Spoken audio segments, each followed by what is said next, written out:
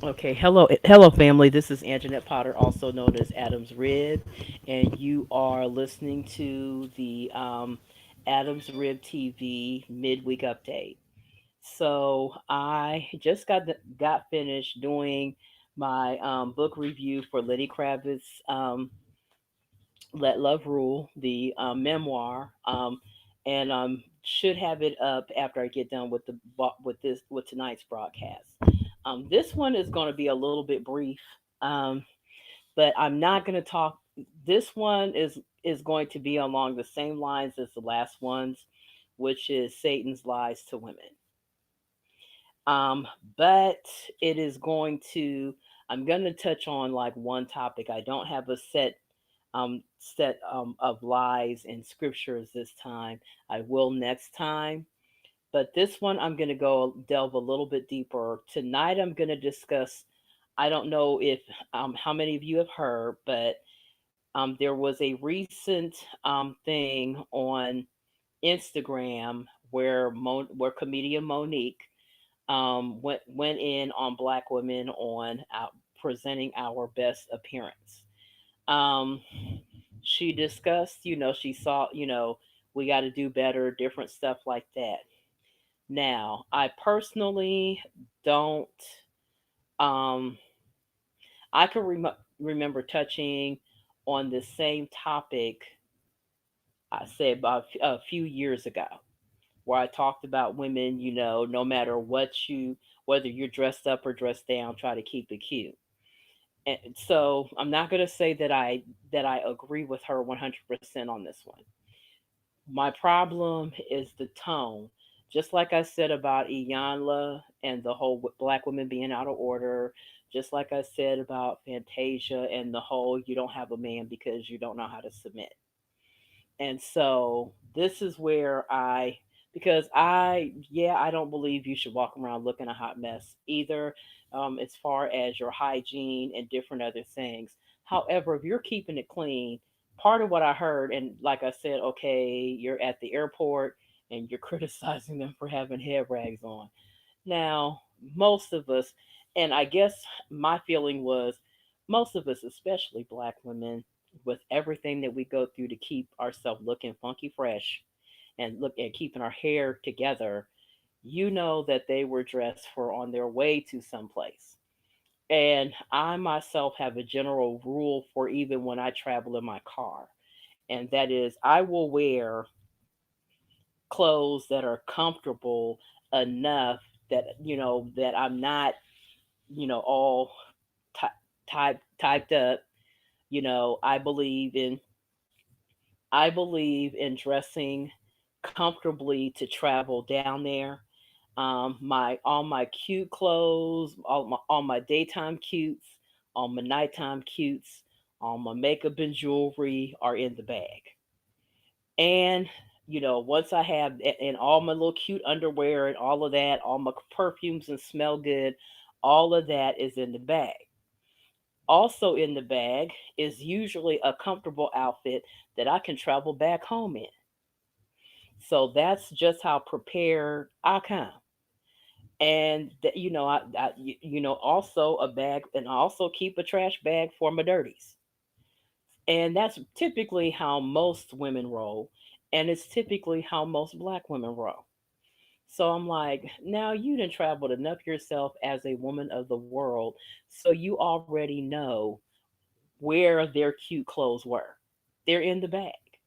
And most black women, especially those sisters that have not evolved to the natural look yet, um, well, even women with braids. Like I myself had braids at one point, and I have the soft enough texture of hair that when I wear braids, they fuzz up. Like after about the second or third day, depending on how well they were braided, they get fuzzy. So one of the reasons why we wear bonnets and we wear the head.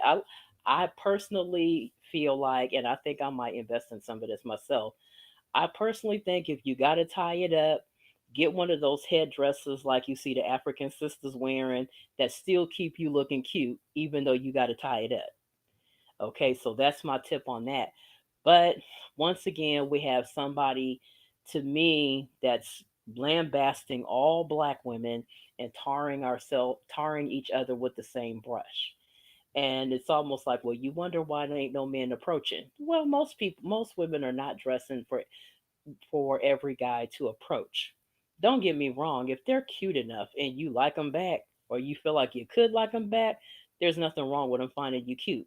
But many of us are different at different stages in our life, and everybody is not trying to attract somebody. And let's face it, you don't want everybody, most of us don't want everybody that approaches us. Can we keep it real, ladies? We don't. We're not interested in everybody that approaches. And we don't really dress to approach. We dress like my keep it cute is to keep my confidence up so that if somebody does approach, I feel good enough about myself that, we can converse and um, exchange confirmation, contact information or what have you.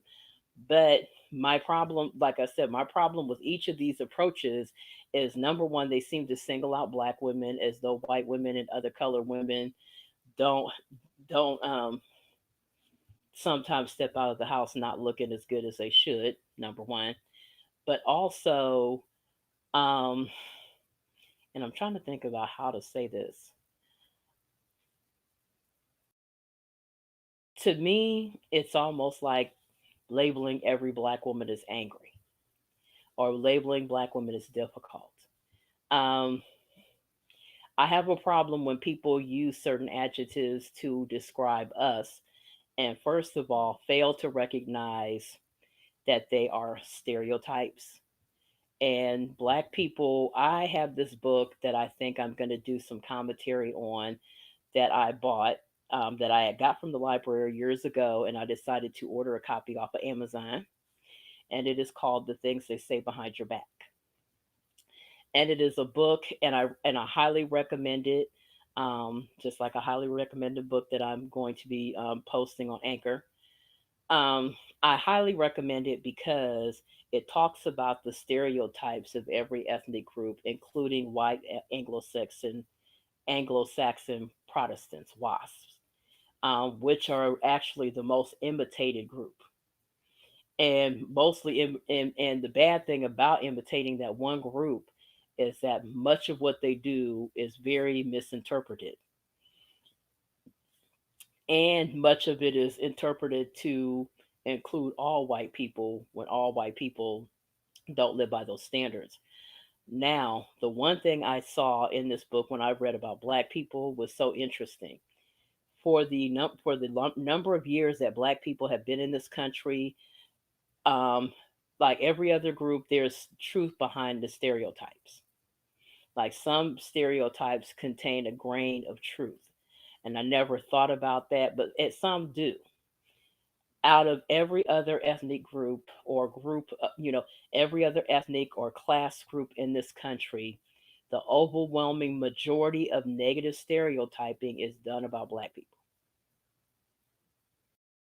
Everything about our sexuality, the way we keep house, how we carry ourselves in public, never mind, even amongst black people, we have a lot of subcultures too. We have the hip hop culture. We have some of us are goth. Some of us are what we call alternative. Um, there's some of us that are mixed with other ethnicities. So everybody that's calling themselves black, there's the blacks that have another parent that's of another ethnicity, but still continue to call themselves black if they look black. There are there's African American, West Indian, Bahamian. So we come in, so not only just subcultures within this country. Many of us are from the north, some of us are from the south, some of us are west coast, east coast, midwest. So we are so diverse. Many of us grew up in the burbs. Some of us grew up in the hood. Some of us grew up poor. Some of us grew up working class. Some of us grew up middle class. Some of us upper class. So we are so different. So to overgeneralize all of us and lump us into the same group, and I think to me That's where you're not submissive enough, you're too combative. And all of these criticisms sound like the criticisms of the least paid attention to black men in the group of black men, and that's the one that don't even date black women. And I am going to this month, since this month is one of the months that I have earmarked for a large amount of black stuff to be going on my podcast. I may talk about some things. I may talk about the whole issue of. I remember Essence magazine years ago, like decades ago, did this article, and it was called "The So-Called White Girl Problem," and it was, talking about how white black women feel about black men who date interracially. And I always think it's interesting that even though the overwhelming majority of black men marry black, um, and even out of the ones who date outside, all of them are not dating exclusively white. It's more of a case of pretty much like dating the rainbow. Like I have a 32-year-old son, and my son kind of dates the rainbow. But I think the girl he has now is black. Like he went through a period from his um, middle teens to probably his early 20s where he pretty much kind of dated the rainbow. So they were every color, although they were still mostly black. And he went through a stage where he was like, well, they're nicer and this, that, and the other. And I'm like, okay, you do have a black mother and you have black aunties and you have black women around you. So you know that is not true. And so he said, well, Mom, you're not out here in the dating world. I'm like, okay, I got you being out here in the dating world. So you're not saying anything new, but, you know, recognize that he doesn't stereotype them all. He doesn't have any misogynoir, and his current fiance is black. And, she's not, and not a drop of black. She's actually black. So when I hear stuff like that, I'm like, it takes me back to that particular. So I'm not even talking about black men who just date interracially. I'm talking about those black men that date interracially and date almost exclusively out, almost to the point where you feel like they have some type of hatred toward black women. Now, I personally am not in favor of giving men like that a platform. I don't even give them my ear. As soon, even on YouTube, if I hear a black man that's saying all kinds of negativity about black women, I do not. This is my ears go immediately closed. I'm like, I am a black woman. I am a black woman. I find that type of stuff.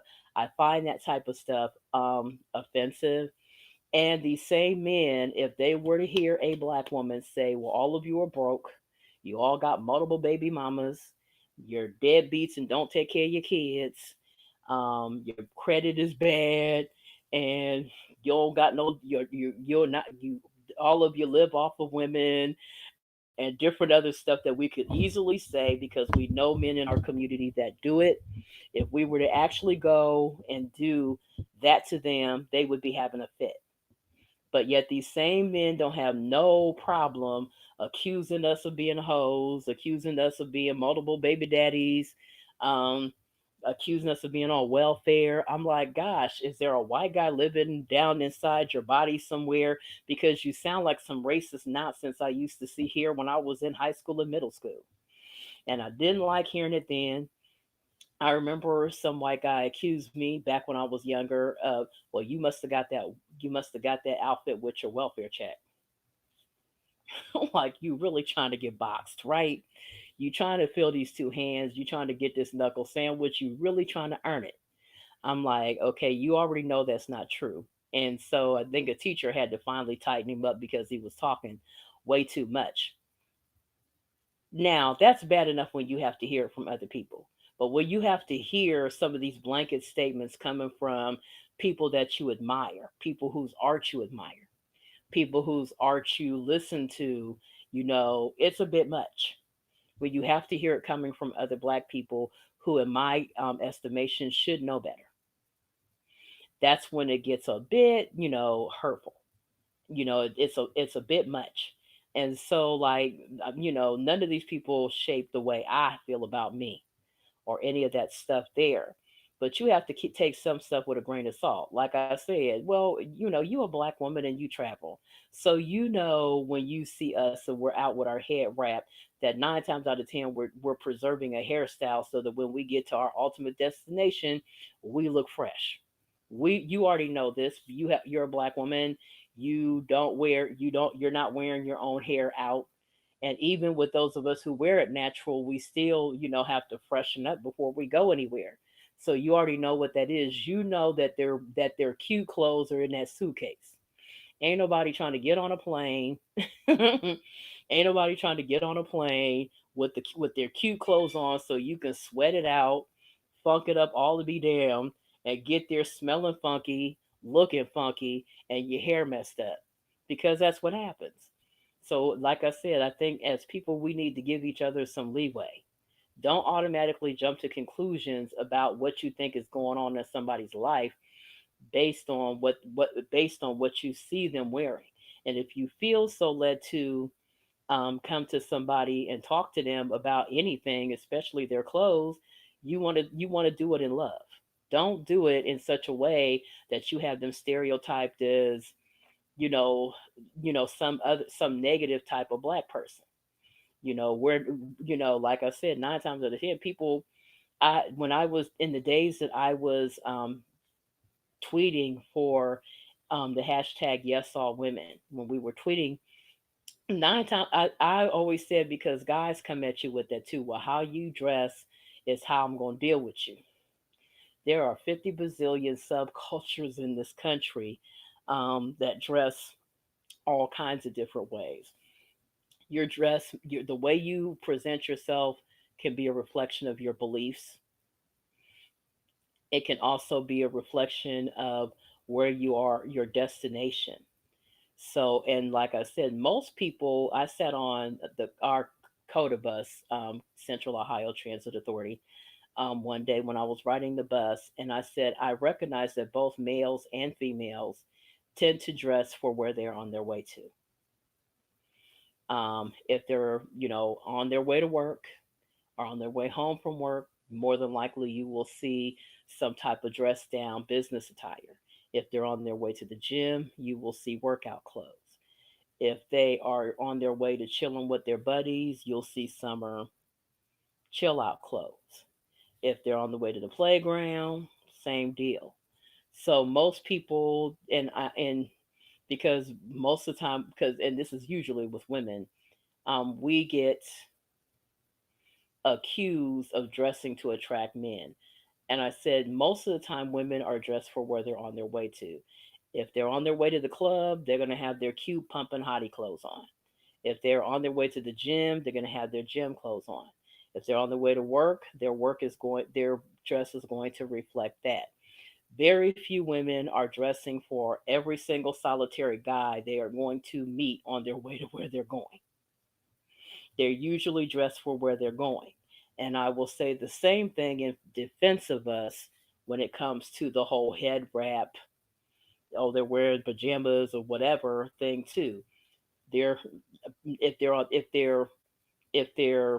on at the Greyhound station, if they're at the airport, 9 times out of 10, all the cute clothes are in that suitcase. And they're preserving their look so that when they get to that hotel room and they can take their shower and freshen up and put on the cute clothes and unwrap their hair, they look fly going out. So what you're seeing in that airport is not the finished product. That is their way of preserving their look so that they can look fresh when they get where they're going and they can travel comfortably. Okay. Or let's say that they have on a head wrap and they're on their way to work. Same difference. If you look and you see the rest of her clothes are reflective of her going to work, then 9 times out of 10 she's going to stop by the she's going to stop by the company bathroom on her way to her desk, take that stuff out of her hair, fluff it up, finger comb it, or do whatever to keep it looking fresh. And then she's on her way to her desk where she can look fresh. So, like I said, you know, some of the women who are coming out here, you got to remember that you are a black woman too. And so, well, what if somebody white criticizes us? So what? Then you explain to them she probably is going to take that scarf off when she gets to where she's going, and stop by the bathroom and freshen up her curls, and then sit at her desk and look fly, and that is it. So we really need to stop with the problem I have with that is we really need to think before we criticize, and remember, at one point you were this person. And so I think as black women, we need to show each other a little more love and show each other a little more grace and mercy, and recognize that we are individuals.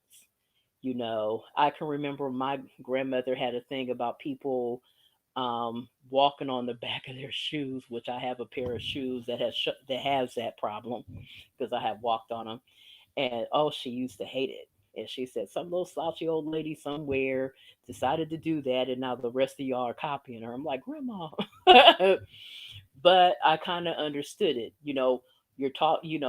Her my grandmother's generation came from a place of, constantly being under the microscope as a black person. And so that's why I try to give grace when I hear some of these. But now we're at this place here, and can we not live our life under a microscope, or not put people to that microscope? um like I said, give each other a little bit of grace and mercy. As a black person, what that person is more likely to be doing, and rather than put them through the jaundiced eye of racism and classism, and shake your head and look at how they represent us, and all these white people gonna see them looking blah blah blah. Have you looked at white people? Okay, it's just as many white mamas getting on their daughters for how they present themselves too. So all I'm gonna say is, whatever you're doing, keep it cute. You never know. My one friend Jennifer's mother used to say to us, about your appearance, you never know when you might meet your husband. Okay, so if you have to dress down, because I'm not gonna tell you to dress up. I'm not gonna tell you to walk around and look like June Cleaver and try to meet some impossibly white standard that most white women are not even meeting. What I am going to say is, whatever level you are, if you have to dress down, keep it cute dressing down. At least have your hair done. You know what I'm saying? Or whatever. Buy some. I always say I like to invest in cute clothes that allow me to relax and not have to suck nothing in, and not have to feel encumbered, that allow me to be able to travel well. If I got to drive a long distance, at least I feel cool, comfortable and presentable. But don't let anybody get on you and make you feel, and affordable, because all of us ain't at the same budget. You know what I'm saying? So, you know, um, I know this because I don't have notes, so I kind of was a little all over the place with this one. But I think those of us who have the platforms and we want to broach subjects, we need to kind of think a little bit, about what we're talking about, because we're not a monolith. We are individuals. You don't know what that person's story is, and I hate anything. As a black woman, I am so sensitive to the fact that I don't like none of us as sisters being lumped in and being attacked and being told and being made to feel like, well, this is why you don't have nobody, or this is blah blah blah. I think we've been lumped on enough, and we've been lumped on enough that we don't need to be lumping on each other. I guess that's the point I'm trying to make. Anyway, I'm going to finish trying to, because you know my stuff is trying to malfunction on me. I'm going to try to finish uploading this podcast and get it together and have it up. And like I said, for because it is June, This is going to be 30 days of black music. This is going to be 30 days of, 30-day celebration of Prince because this is his birthday month. This is also going to be 30 days of celebrating Juneteenth. So I will be talking to you guys later. You will be hearing from me all month on top of the weekly Wednesday podcast, the weekly Wednesday live. So you guys have a blessed rest of the week. I hope you had a good and prosperous Memorial Day, 3-day weekend. I hope that you didn't mess up your diets or mess up your workout routine too bad. I hope that you won't have any problems getting um, back on task as far as your eating and everything. Um, and prayerfully, I just love when these little pop ups come up while you're doing live and then don't want to go nowhere right away. Um, but prayerfully, hopefully you enjoy your weekend. Today's Wednesday, so girl, the devil is a liar. The one thing I can't stand is when these things show up and it's like some annoying guy that keeps going, "I'm here." I'm like, "Yeah, I see you, okay, but going over there." So I will talk to you guys later. I love you. Smooches. You guys enjoy the rest of your week. I am gonna most of since it's Black Music Month, most of my stuff is going to be on the Eclectic Nerd Music Podcast, and I will probably more than likely be posting it on my Perfect Pitch music blog. So I talk to you guys later. You have a blessed one. Show each other some love, be nice to one another, be kind to one another, especially if you share the same color. Please be kind to somebody else your own color. Don't be another person to be a burden on another black person's back. Anyway, I will talk to you later. Bye bye.